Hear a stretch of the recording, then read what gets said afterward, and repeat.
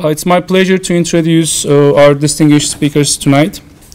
The Honorable Professor Akdağ has served as the Minister of Health for Turkey between 2002 and 2013. He is currently a member of the Parliament. Professor Akdağ graduated from Faculty of Medicine at Atatürk University in 1984, becoming a medical doctor and going on to an academic career in the field of medicine. He is a child health and disease specialist and has been a professor in the medical faculty of Atatürk University since 1999. During his tenure as the Minister of Health, Professor Akdağ has led the Health Transformation Program, a people-oriented approach to healthcare service delivery, about which we will get more information tonight. He has about 100 scientific articles and proceedings. About 20 of them are international publications. He won the prize of the Article of the Year from the Chamber of Doctors of Istanbul in 1996. Professor Akdağ is a founding member and board member of the Erzurum branch of the National Pediatrics Association, a member of the Turkish Pediatric Hematology Association, and a member of the Turkish Hematology Association. Professor Akdağ is married and has 6 children. He is currently teaching at Harvard School of Public Health. Our second speaker tonight will be Representative Steve Walsh. He was elected to the Massachusetts House of Representatives in November of 2002 and represents the 11th Essex District. He was recently appointed to and is currently serving as chairman of the House Committee on Healthcare Financing. Representative Walsh has had significant interest in the prevention of OxyContin and prescription drug abuse among young people and founded and served on the OxyContin, am I pronouncing right? And other drug abuse commission of 2005. He is an advocate for the growth of industry in the green jobs and biotechnology sectors and has been working tirelessly to bring these emerging technologies to the city of Lynn and Boston's North Shore. He has also been an advocate for small businesses and for accessible and affordable healthcare coverage for working families. Outside of his legislative work, Representative Walsh is the chairman of the board of directors for Lynn Arts Incorporated, a nonprofit arts and cultural organization in the city of Lynn. He is also an adjunct faculty member of North Shore Community College's Public Policy Institute and is a practicing attorney in Lynn. He is a native of Lynn and is a graduate of St. John's Preparatory School, Wesleyan University, and New England School of Law in Boston. He currently resides in Lynn with his wife and 3 children. Tonight's panel will let our speakers to talk for 20 minutes. We'll start with Professor Akdağ, and after the talks, we'll have a Q&A session. Without further ado, I would like to invite Professor Akdağ to the podium. Please join me welcoming him.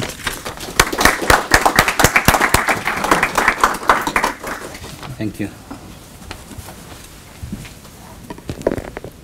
Good evening. It will be a little bit difficult to tell the whole story, 10 years story in 20 minutes, of course.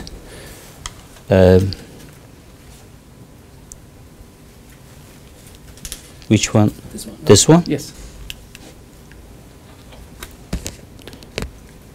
Okay. Of course, universal health coverage is very important for all communities, all the people in the entire world. In our country, we tried to get the universal health coverage from rhetoric to reality within last 10 years. And in fact, in order to realize that, we worked very hard in last 10 years. WHO, World Health Organization, estimated life expectancy for 2025 as 75 years for Turkey, but we achieved that goal in 2009.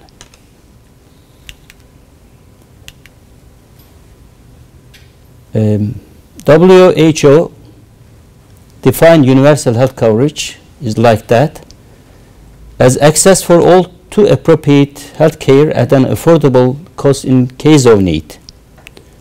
I mean, everybody, all human beings in any given population has to have that rights. So it aims better health status, equity of access, and financial protection for all the people. We have a commitment as the member states of World Health Organization, access for all to healthcare services and financial protection for all the people. So what happened? Unfortunately, millions of people are still at risk of falling into a downward spiral of sickness and poverty. And health expenditures causes several financial burden and poverty. I mean, it didn't change. We have a commitment as the member of World Health Organization, but unfortunately, the problem is still continuing.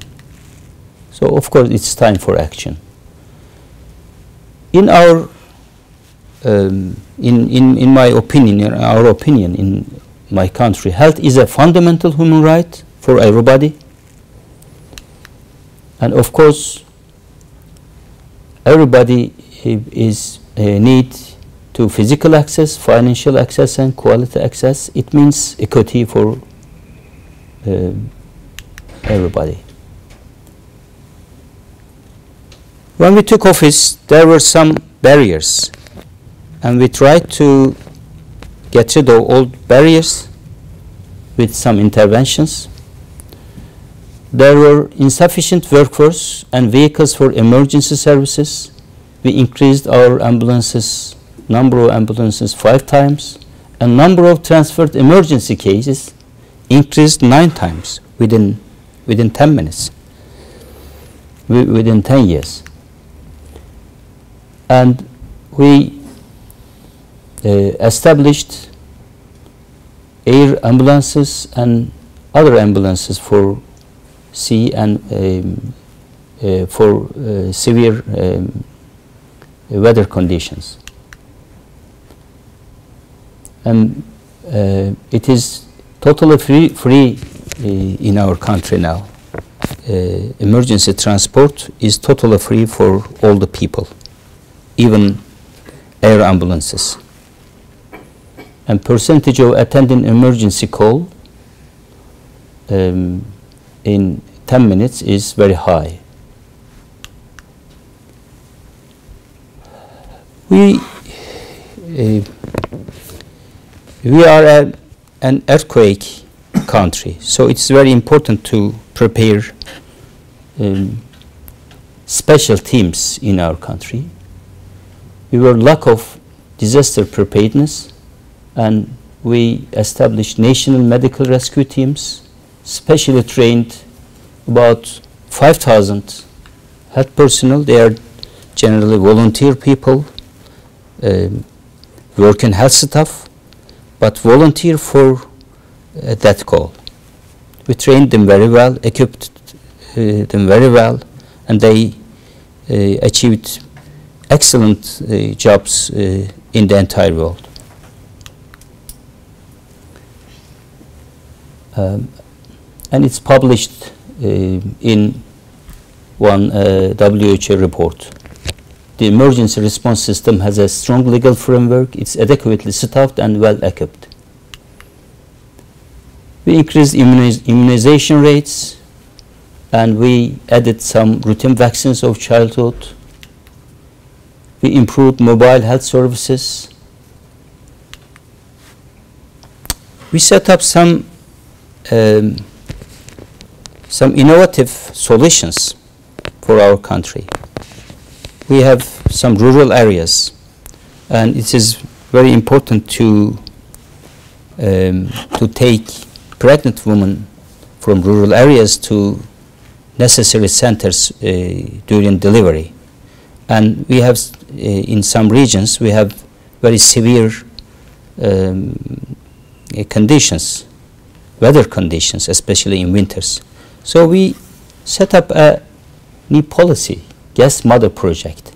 We took the mothers to the necessary centers before their deliveries and host them for 15 days or 30 days, and then after delivery we take them to their villages. And of course those kind of initiatives helped us to decrease maternal deaths and infant deaths. We set up home care services. We provided this service to more than 100,000 people in 2010 and 245,000 people in 2012. Our doctors, our specialists, our nurses, our dentists go to homes and give their services, especially to bedridden patients at their homes. We established family medicine system within 10 years.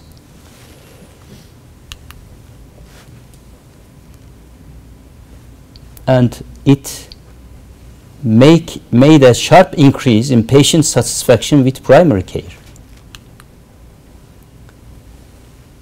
Turkey now is the leader in the world for fighting against tobacco.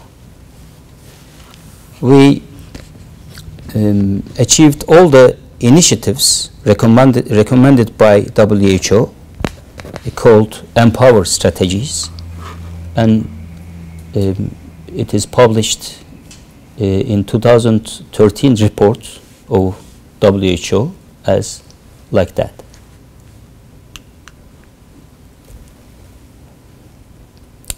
Hospital services were very inefficient before our transformation program. Now all public hospitals are managed by the Ministry of Health with increased autonomy, and now each physician has their separate consultation room. It was not the case. It was not the case, unfortunately, at the beginning. In any hospital, in any health facility, imagine that you are 6 doctors in pediatry field. There was just one patient room, and then it was not possible to work together, I mean to serve all the patients at the same time. And we now a common hospital appointment system. If we have enough time, we can make an appointment from here to any hospital, in any province, from any hospital, from any specialist. We can, I mean, demonstrate here if we can sometime, maybe after our talks. Approximately 1,250,000 people makes their appointments with that way in our country now from the public hospitals. 3-4 in the morning. This is 7/24 hours. Yeah, it's 24 hours. 7 days, 24 hours. Approximately 2,000 people work for that goal. 2,000 people in our call center. We have 76 million of people in our country, 81 provinces, and you can make your appointment from your home for any hospital, for any specialist. You can make your appointment by phone or by email online.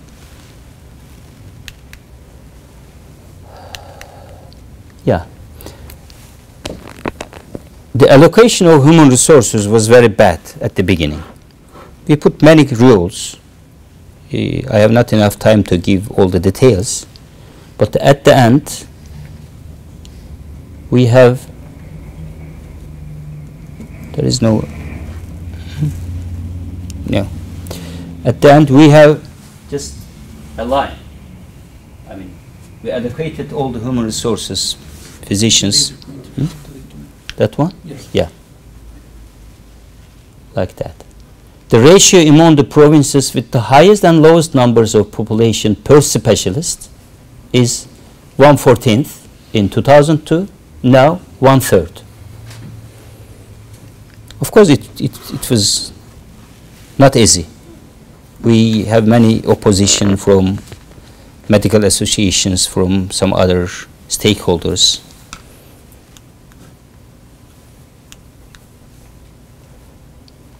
And we integrated all social security schemes under one social security institution. The health insurance, public health insurance systems were very fragmented. One for blue-collar workers, one for white-collar workers, one for self-employees, one for poor people. We collected all of them under one umbrella, and we now have universal health insurance, 98% coverage of all our people. And now poor people covered under this insurance scheme with same benefits, and their premiums are paid by government budget. And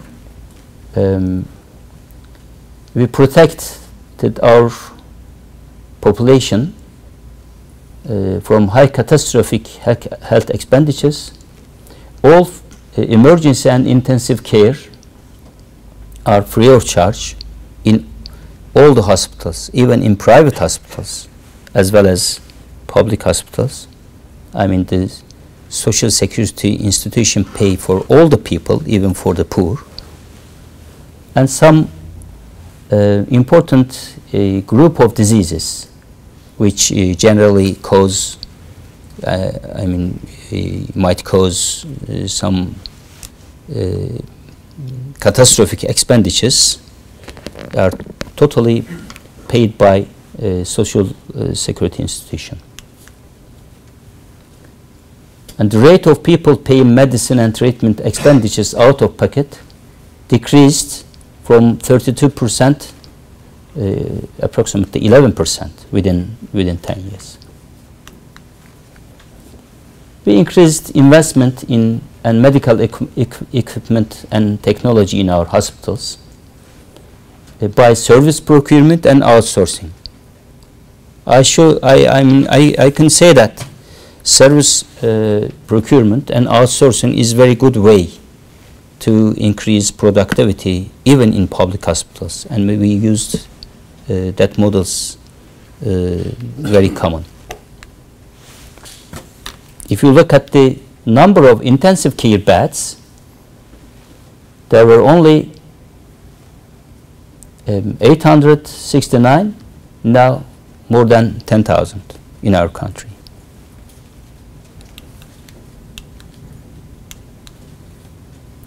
And we set up new rules for drug pricing system, and drug prices changed like that. If you look at number of pill boxes as million, it was approximately 500 in 1994. Then before our transplantation, our transformation time, it was nearly 700 million per year, and now approximately 1 billion and 800. And if you look at the total prices, it didn't change. I mean, according to the purchasing power parity. It was probably one of the most important reasons that we managed to pay the expenses, I mean, from public insurance system, because we decreased drug prices very much. I mean, we put new rules, new reference system, new discount systems for public health insurance, and then eventually we achieved it. It was, of course, very difficult. We had strong arguments with both international companies and domestic companies, but we had to do it.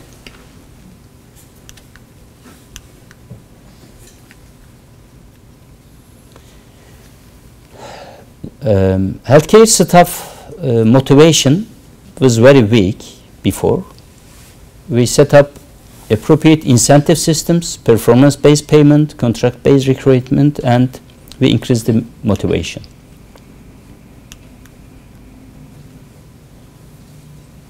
And in this report, OECD report in 2008, says that other countries can learn from the recent health reforms in Turkey, especially in the use of performance-related pay to raise staff productivity. There is no layoff policy in our country for civil servants, of course, for health staff as well. And we set up some incentives as well as fixed salaries, and we increase productivity.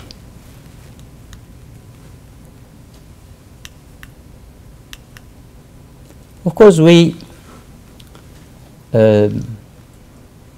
made our interventions in synchronized and multifaceted way. There were many interventions. I put just these diagrams to show that both on demand side and provider side, we made changes. I mean, it is not possible to just make some insurance side changes and then achieve universal health coverage. You have to reform your insurance side and you have to reform your provider side together. Then you can reach universal health coverage. I mean, they are strongly interrelated to each other.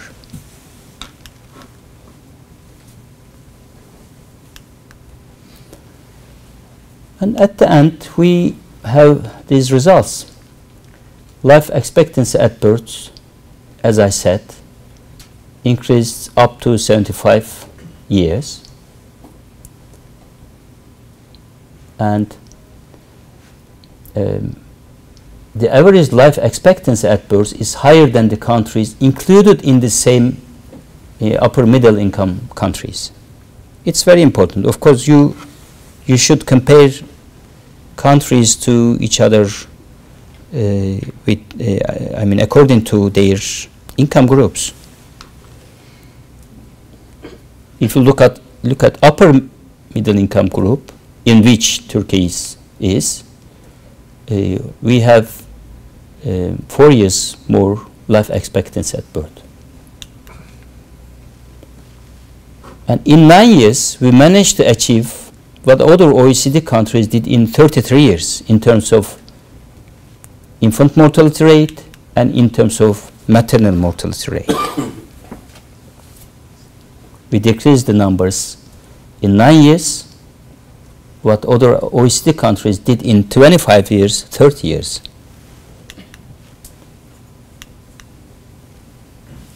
And out-of-pocket expenditures decreased sharply.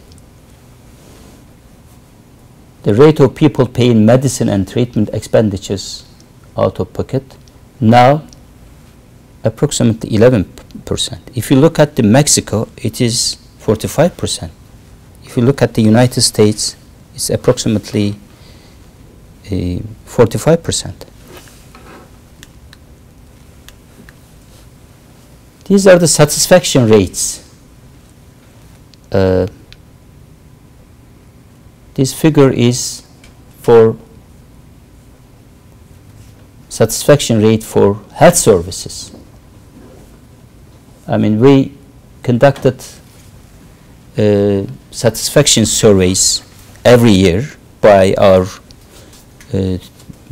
Turkish Statistical Institute, and the satisfaction rate from health services increased by 25 points and became almost 75% within 10 years.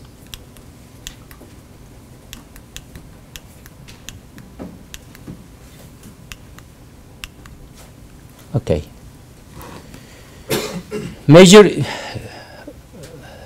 What is the lesson learned from Turkey Health Transformation Program? Major improvements in health system outcomes in a short period of time can be achieved. It's possible. It's encouraging for the other countries, especially for similar countries. You have to focus on root causes. You have to begin with urgent and praiseworthy tasks. It's very important, because when you touch the needs of people, you can get the support of citizens, public, and you can continue. It's very important. Receptivity of change is important, and increase the receptivity of change is very important. It's my first decree. It's Turkish first circular. It says that there is no pawn in the hospitals. Probably it is a little bit strange for the people live here, but when you go to any hospital, even in public hospital, and if you cannot pay your bill, they kept you or your relative in the hospitals at the before our health transformation program. It was not logical. It was of course illegal. It's not human, but it was the case. It doesn't need to. It didn't need to change any law or put it any law. Just a decree. I made that decree and it changed.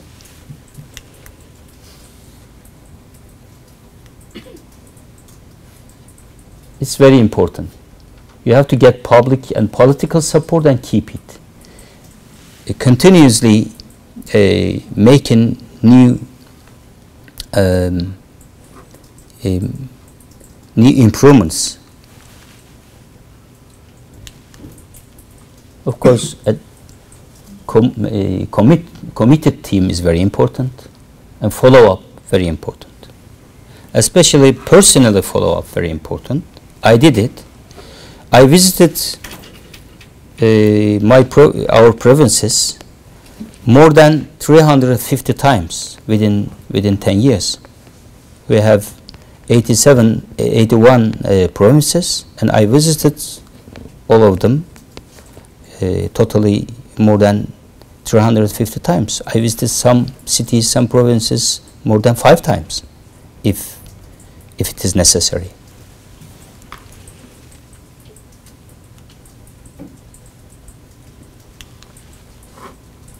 And it's very important to have a balance between public hospital services and private hospital services, especially if you have not enough number of human resources, enough number of physicians, specialists in your country. Otherwise, the private sector can suck all the human resources, and you can't give private services. You can't give services in your public hospitals. So we created some rules just to regulate public and private balance. Now, given services in public hospitals is approximately 75% of total, out of total, and 25% out of private one. Low income and middle income groups generally go to public hospitals. Middle income groups, some of them can go to private hospitals, and then they pay some extra. I mean, our social insurance system pays for the injuries in contracted private hospitals as well. But if you go to any private hospital, you have to pay some extra. But we have some caps. It's related to the bill paid by a social security institution, approximately 90% of your bill. I mean, they can charge 90% of your bill from you yourself. There is a limitation, a cap for payment of the patient side. So we try to protect middle income group as well. And of course we have some challenges for the future. Probably the most important one is obesity and inactivity. Obesity and inactivity is increasing very fast in our country. Unfortunately, the figures are like that. Almost 1/3 of our population is obese. I mean, we got very similar to the people in the United States, unfortunately.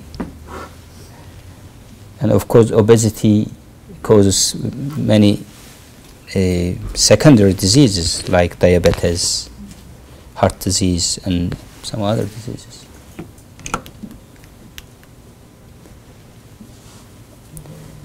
Is the system financially sustainable? Okay, it is the most important question. I will finish within 5 minutes.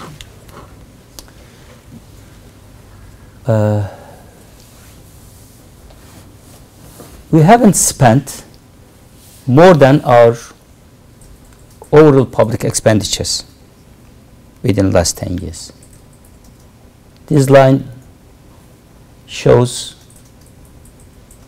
our public expenditures totally, and this line shows our health expenditures.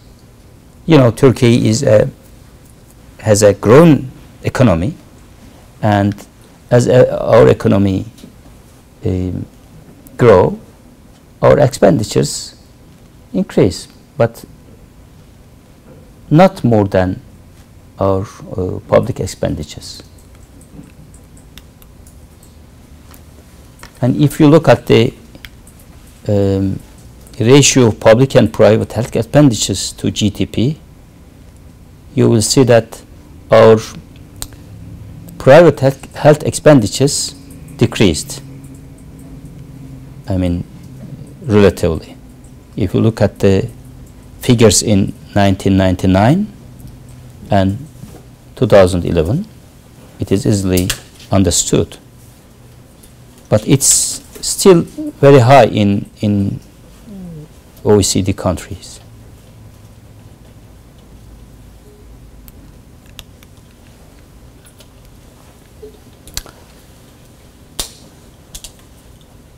We spent approximately $5,029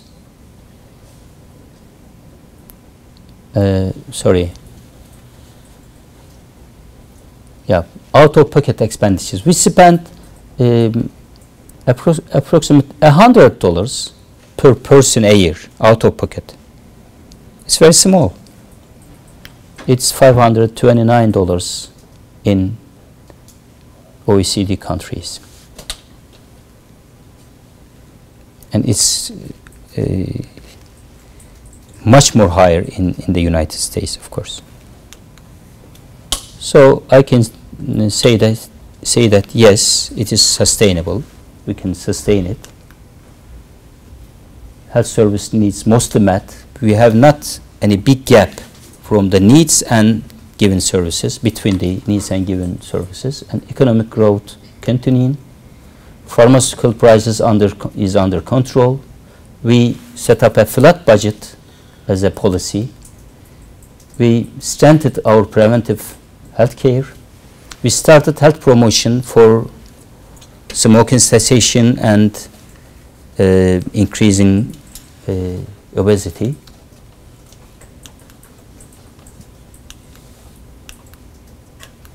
Okay.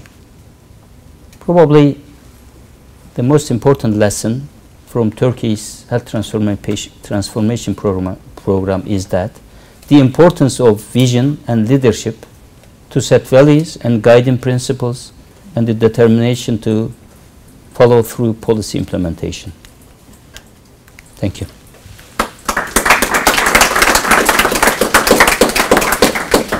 Thank you, Professor Akdağ. So please join me in welcoming Representative Walsh for his talk.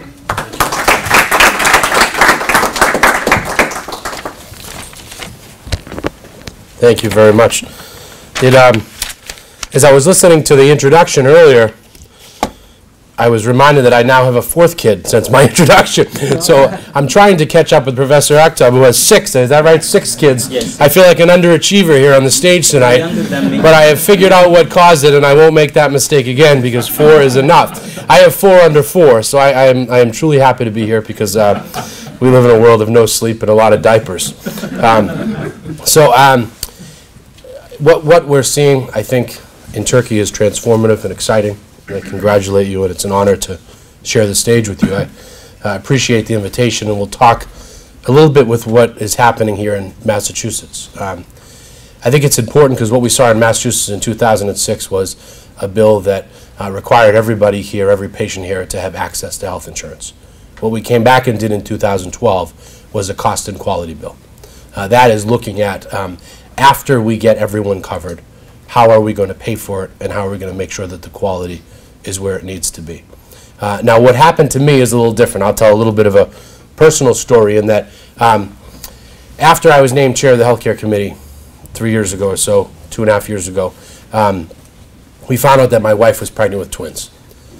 We found out at 12 weeks at one of the best hospitals in the world right down the street, Mass General, with one of the best doctors in the world, Wayne Turetsky, cardiologist, that one of the twins, twin B, was seriously sick.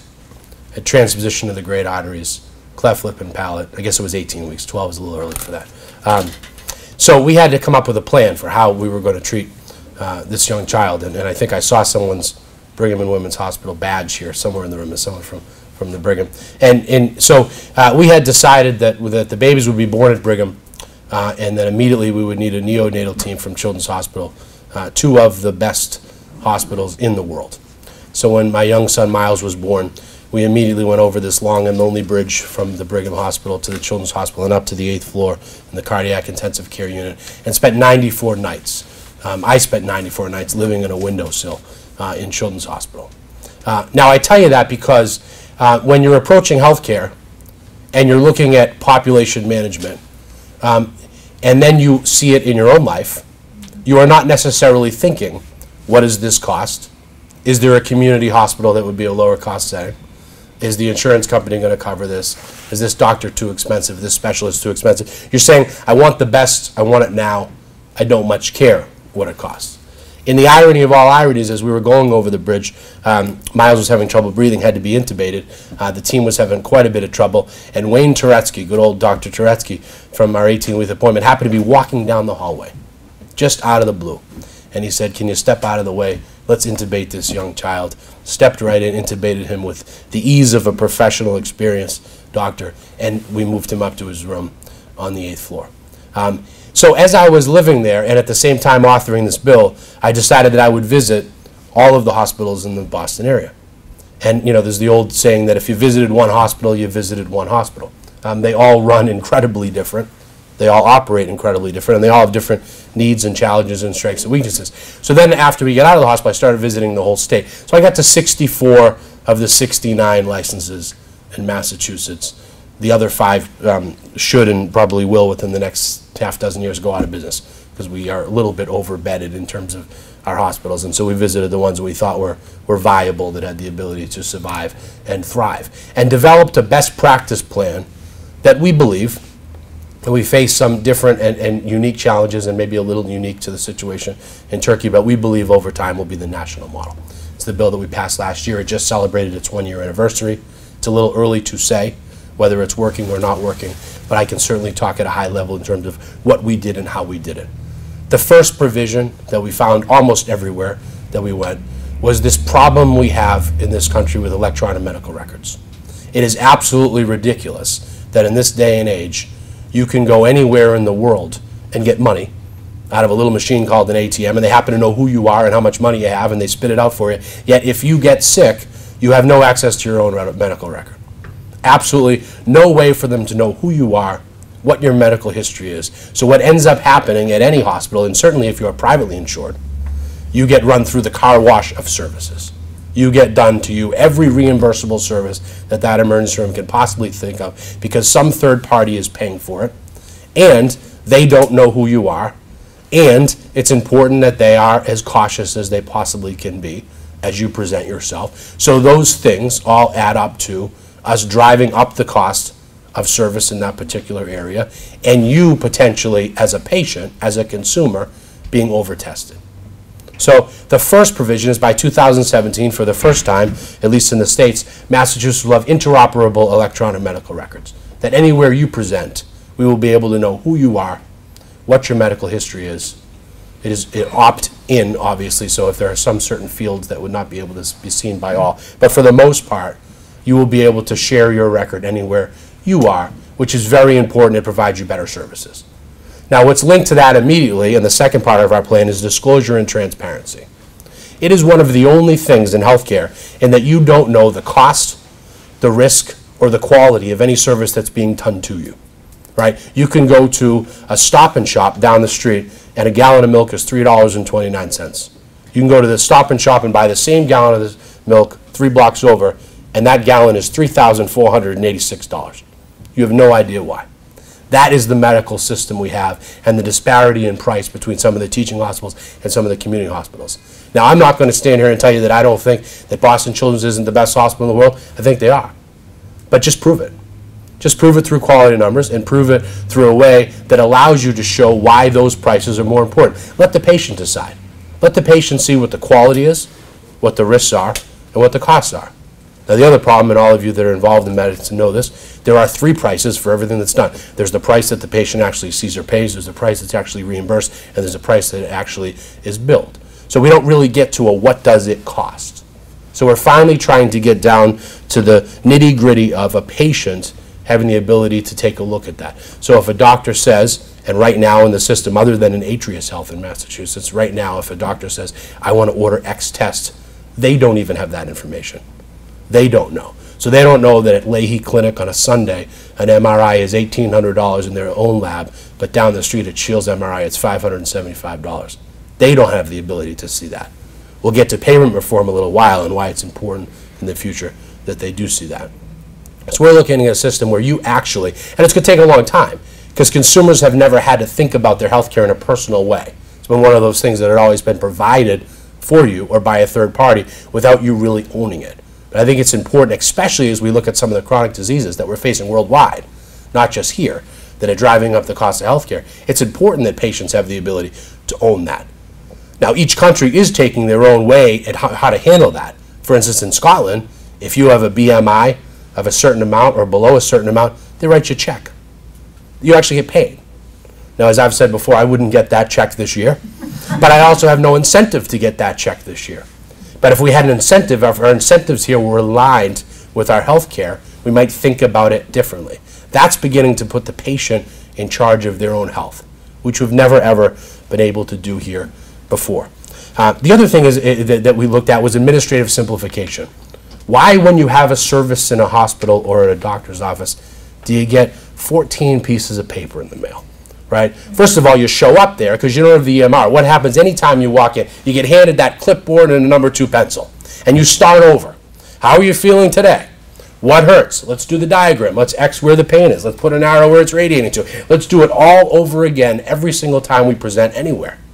That is incredibly inefficient. Then after you leave the doctor's office, you get a statement of benefits from your, or an explanation of benefits. And then you get another piece of paper that says what the bill was. Then you get the balance bill, which is illegal anyway, but some people actually send that in because you get a balance bill with a remittance envelope, which you're not supposed to get, and people end up paying the provider sometimes more than they're supposed to.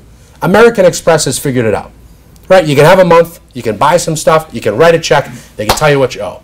Why can't we do that in healthcare? Why can't you get one statement from Blue Cross Blue Shield or Tufts or Network or whoever your payer might be at the end of the month that says, here's what you used, here's what you owe, in a simplified form that you don't need to be a professor at the Harvard School of Public Health to understand. That's what we've been missing in terms of administrative simplification. And again, it drives the cost of healthcare up. Any of you that work in a hospital, you know. 1/3 of the people employed in your building are pushing paper around. That's not direct care for patients. That's billing. There's no excuse for us not being able to simplify that. So within the next year, CHIA, the Center for Health Information Analysis, has to come up with an administrative, simplified form that everybody, apples to apples, will be doing the same thing. By the way, this isn't fair for the providers or payers either. It's not fair that every single company utilizes their own system and that they use that system as proprietary. Government should help them in that way by saying, this is the system that everybody is going to use. The other thing that we go back to in terms of what happens when you present in an emergency room and why you may get over-tested is we have one of the worst medical malpractice laws around here in the States. We've always maintained that we are not a litigious society by nature, but from the first class of medical school, with all due respect to the doctors that are here, it's not your choice, it's the way it's been done, you are told, don't tell the patient anything. Some general counsel at some hospital is saying, if something goes wrong, you call us first. We don't want to talk about anything until we have an opportunity to circle around the table on Monday morning and talk about what happened there. What we have said is that that first conversation, a conversation between the doctor and the patient, that shouldn't be a conversation that goes to court. That shouldn't be a conversation that's admissible in court. That should be a conversation between you and your trusted healthcare provider about what happened. Then, after a cooling off period, if you want to sue or you can't come to settlement, you have lost none of your rights. But the University of Michigan model, which has worked really well, which is now in statute here, is that that first conversation for the first 180 days between doctor and patient is a confidential conversation where the doctor can tell the patient anything the patient wants to know. Then that is not admissible in court as you move forward to a trial. By the way, the patient hasn't lost anything. Patients lose 88% of the time anyway. So what happens from the doctor perspective is doctors pay thousands of dollars, have stress, anxiety, and costs for 7 years, and then win anyway. So the system clearly isn't working for anybody. It's not working for the doctor, it's not working for the patient, and it drives up somewhere between 2 and 6% of our total budget for unnecessary medical malpractice claims. Now, on a $66 billion budget in Massachusetts, that's an awful lot of money that doesn't need to be in that system. The next thing we looked at was workforce development. If you're out in Great Barrington at the Fairview Medical Center, which has 25 beds, a little critical access hospital, you can't find a primary care doctor. They're not there. If you're in Boston, you can throw a rock and hit 14 great facilities. So what do you do to begin to reconfigure the system a little bit so people can get care where they need it? People don't want to go to the emergency room. They don't wait 4 hours or 6 hours in line in the middle of the night. The general reason why they're there is because they either don't have a doctor, they can't get an appointment, or their doctor's office is closed. So what we did is we've incented community health centers, limited service clinics, other folks that are low-cost providers, or certainly lower cost than the most expensive health care in the world, which is in an ER, to be open later and longer so that when patients need it, they can get it. We've also said that each patient has to actually align with some primary care provider. It can be an NP, it can be a PA, or it can be a physician, but they have to have somebody who's quarterbacking their health, which leads us to payment reform. So all that other stuff was just low-hanging fruit that essentially after all these years everyone has agreed. Those are good ideas. Those are things that should happen. Now we get to payment reform, and we get to where the real debate and discussion was of how we pay for this system that is unaffordable, that takes almost 20% of our gross state product in Massachusetts. Well, we've used this system that you all know that I won't rehash or talk too much about, but this fee-for-service system that just doesn't work. It just doesn't make sense that transactional medicine happens and that every time there's a service, there's a fee associated, because what does it do? It inevitably drives up the number of services, it drives up utilization, it drives up costs. Certainly we've all read or heard Dr. Atulgawande at Mass General talk about this, and he compares this to if you had your plumber doing fee-for-service plumbing or your electrician doing fee-for-service electrical. You'd have 500 toilets in your house, or you'd have 500 electrical outlets in your house because they would be paid by the piece. Certainly the better way to go, obviously, is moving towards a global payment or some system that rewards that quarterback for keeping you healthy, not rewards the quarterback when you're sick. We should be doing well care and not sick care. So we essentially said in Massachusetts, we're not going to tell you what you have to do. We're not going to say that bundled payment is the best, or episodic payment, or a patient-centered medical home, or behavioral medical home, or an accountable care organization, or a global payment. We are simply going to say what you cannot do. And 3 years from now, you can no longer practice fee-for-service medicine. It doesn't work. You've got to align the incentives to how your patient is going to be treated well, as opposed to when they're going to be treated sick. That single change, and by the way, that's a change that is really exciting, I think, for primary care physicians too. Because for an awful long time, if you look at the numbers from Mass Medical Society and others, for those that oppose healthcare reform, 70% of specialists oppose healthcare reform. Why? Because it's going to cost specialists some dough. But 88% of primary care physicians are in favor of healthcare reform. Why? Because they want to practice at the top of their license. They want to be responsible for keeping their patients healthy. And if they do that, by the way, there should be an incentive, a financial incentive, to both the patient and to the doctor. So what we have said is 3 years from now, if that financial incentive is reached in a global payment, the premium for the patient will be reduced, and the payment to the doctor will be increased. It's a system that works for everybody, it's fair, and we can squeeze about $22 billion of the $66 billion out within the next 15 years. It'll take a little time, and to do it, we get healthier, because we are focused on our health as opposed to focused on our sick. And the reason I start with the personal story about what happened to me is because I think it is very important to understand this. Nothing we did in this system, you always talk about, is this going to be rationing care? We're going to a German system where I need an MRI, I got to wait 3 months to get it, I got to wait in line, I got to do this. No. No, this system is not based on that at all, because this system has so many protections in place with an Office of Patient Protection, an immediate 24-hour appeal. If you're not getting what you think you need because you think your doctor isn't providing you something, you could turn it around instantly. But what it does is it focuses on what's important, on preventive medicine, on wellness, on doing the things that we have never done correctly in this country, which is why we spend more than any other country per person on healthcare. And so, back to my story, what we ought to all be very confident and comfortable in is that nothing in this plan will allow you or your loved one to not get those services you need when you are in your time of crisis. Because I know that. I lived it, I was there, and everything we did is about protecting your family when you need it. But if we don't protect the system, those services won't be available to us when we need them. So that's the Massachusetts plan. We celebrated our 1-year anniversary.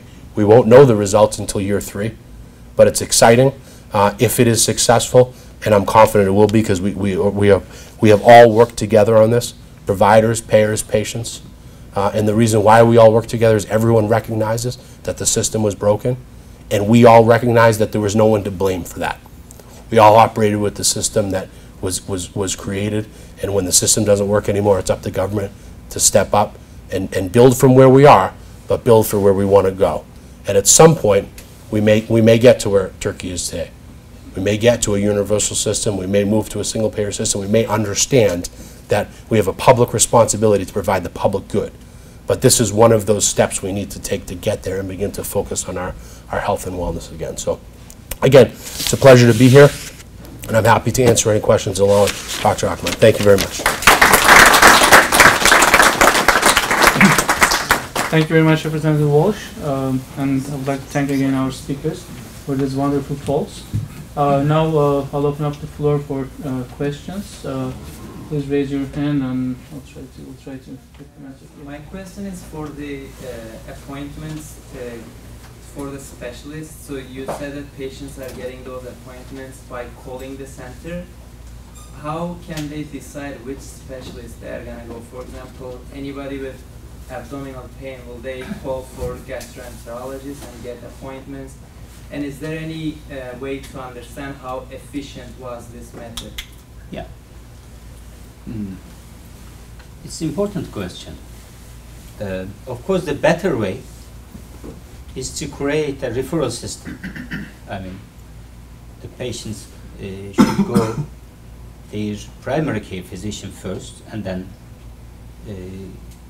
by a referral, they can go to any specialist. But we have not enough number of primary care physicians in our country. So it's not possible to set up a referral system. You're right. It is not easy to find your specialist as a patient, but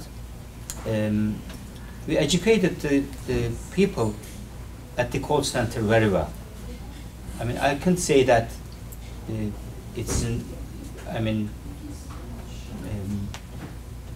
people always can find their way themselves, but they help the people.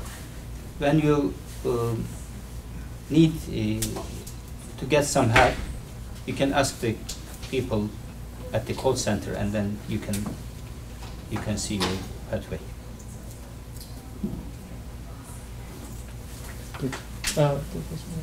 Yes, my question is actually to both of you, and it's this issue of payment reform which you raised.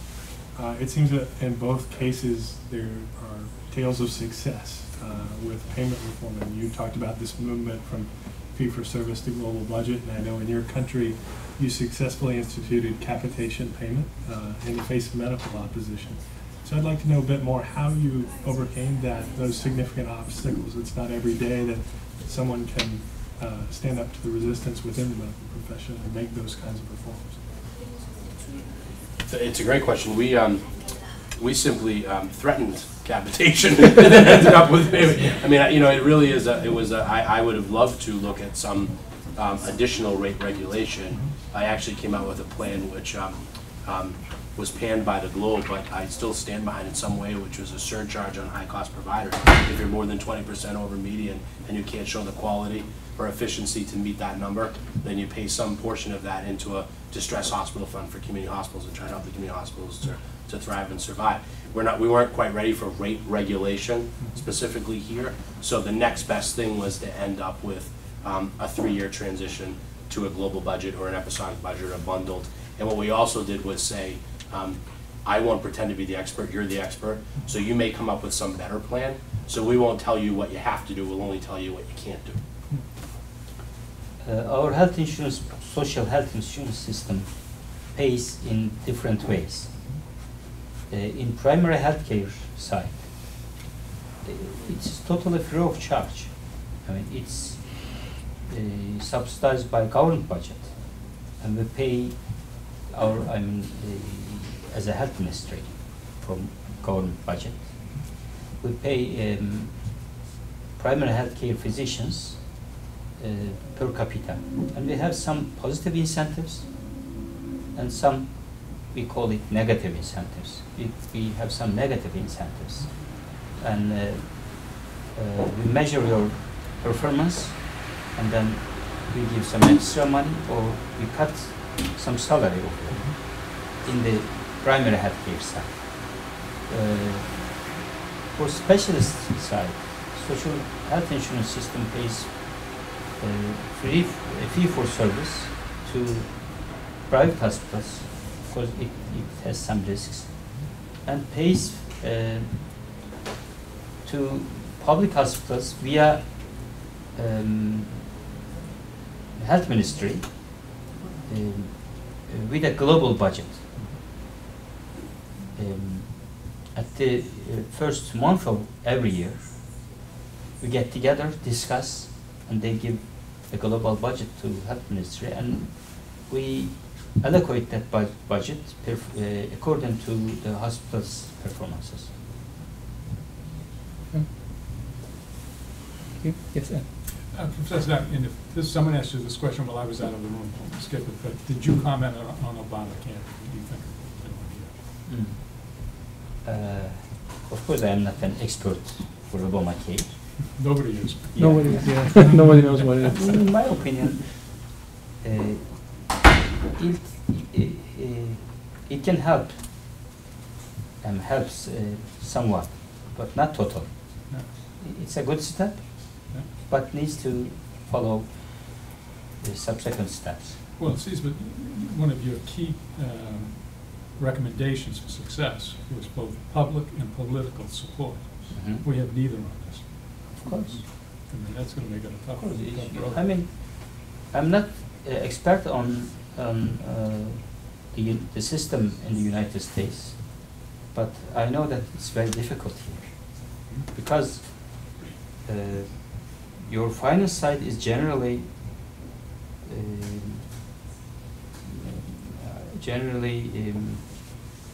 private insurances and very fragmented. And it is a little bit difficult. We have a single payer national public health insurance system. So the system has important purchasing power. And if you look at some prices, I mean, if you compare some prices between Turkey and the United States, one MRI scan costs how much you can guess in Turkey? $100. Hmm? $100. $100. Less than that. Less than 100? Yes. Oh my God, I was being facetious. $40. Just $40 Wow. per MRI Wow. scanning Wow.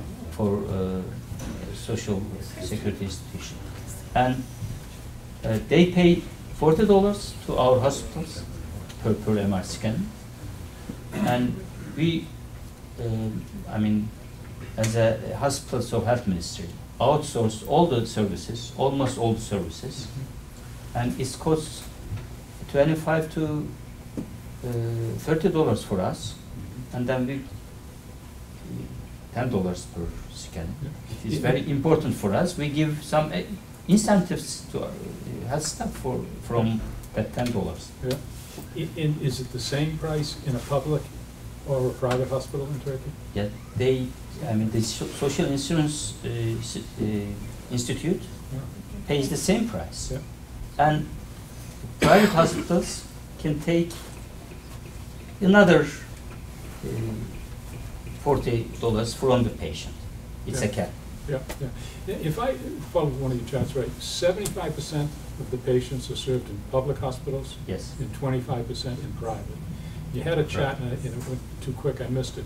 What were the costs totally for the private hospitals and the public hospitals to serve that 75 and 25? Yeah, it costs the same for public single-payer health insurance system, but approximately the same amount is paid by the public to the private hospitals. Because Oh, it they, is. Oh, somehow I thought I saw a number that the cost for that 25% was much higher in total than the cost for the 75, so I must have misunderstood that. no, it's not much higher. Yeah, okay. That's what I was. I can say the total amounts. The SSI, Social Security Institution, pays approximately $6 billion a year to the private hospitals, and pays us more than $13 million Yeah, a wow, year. wow.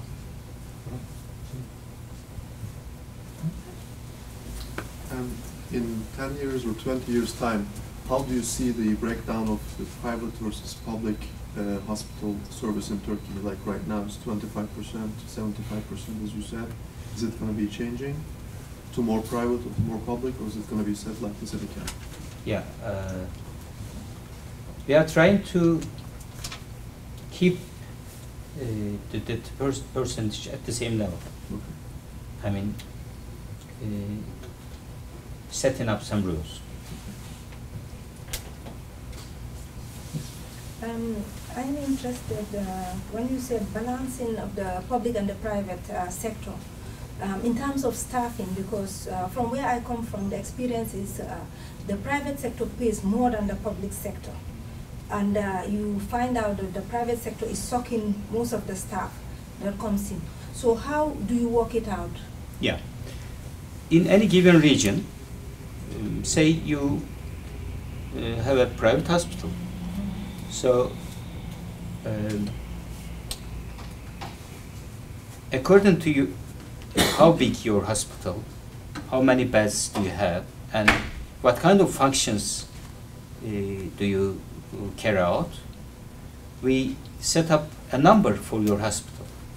You can't hire more than that. And if anybody want to create a new hospital in your region, in the region that you have a hospital, private hospital, if it is not necessary according to our rules, we don't allow to build that hospital over there. So we can balance.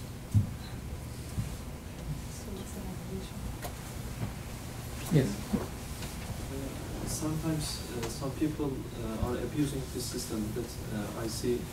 For example, I worked in emergency clinic and I asked the patient, what's your complaint? And he says to me that I have a stomachache, and how long? I ask him. This is in Turkey, right? Yes, I'm Turkey. And he says that nearly 1 year, sometimes there is, sometimes there's not, because it is free. Because of this, they come and they abuse the system. How can we prevent this abusing? I'm asking generally. Okay, you're right.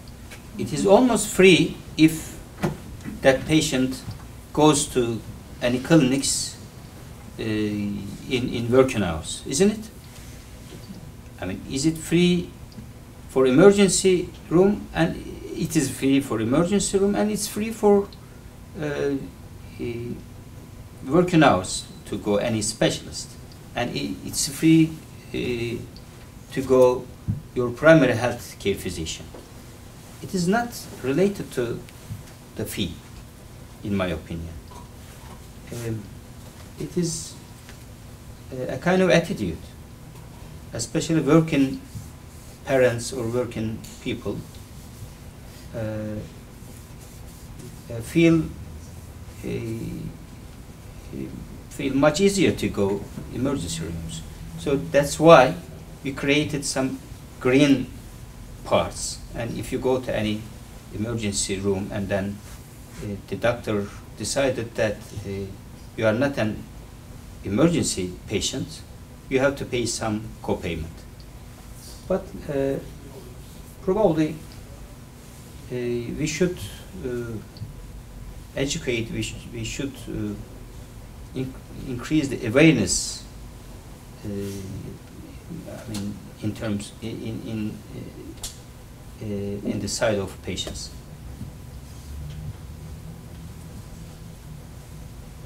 Any other questions for our speakers? If not, let's thank our speakers once more, and we can start.